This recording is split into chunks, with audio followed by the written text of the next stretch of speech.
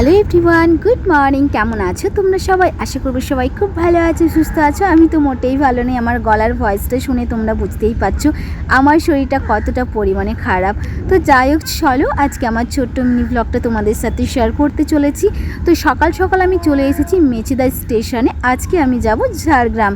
তো এখন বাজে সকাল 6টা। আমার সকাল 6:30টার দিক করে ট্রেন আছে। ওটা হচ্ছে সাঁতরাগাছি ঝাড়গ্রাম। তো ওই ট্রেনে করেই আমি যাব। ওটাতে আমি ঝাড়গ্রামে পৌঁছবো প্রায় 9টা মতো বেজে যাবে। তো সেই জন্য সকাল সকাল একেবারে আমি চলে এসেছি।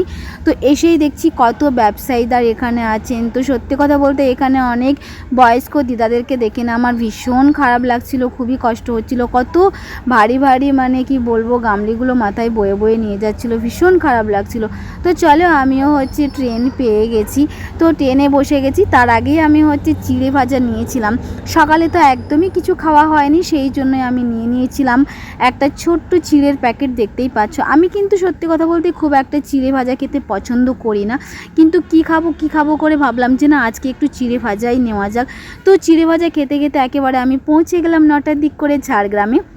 আর মা আমাকে বলেছিল আসার সময় যে তুই আমার জন্য নিয়ে আসবি ছাতু। আমার ভয়েসটা একেবারেই গেছে। তো যাই হোক, চলো, সেই জন্য মায়ের জন্য আমি নিলাম ছাতু। 1 কেজি মতো ছাতু নিয়েছি।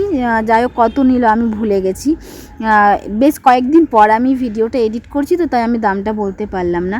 তো চলো, এখন আমার প্রচণ্ড পরিমাণে খিদেও পেয়ে গেছে, সেই জন্য একেবারে খেতে চলে এসেছি। এখন তো বললো কিছুই নেই সেরকম।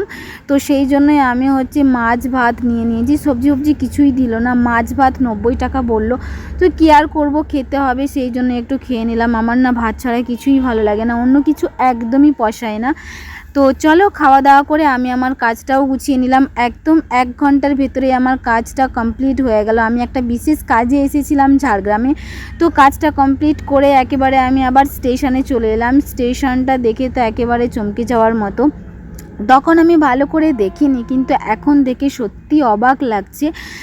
এতটা সুন্দরভাবে করেছে ঝাড়গ্রাম স্টেশনটা, কি বলবো, ভীষণ ভালো লাগছে। এখানে এসে দেখে তো আমি পুরোই চমকে গেছি।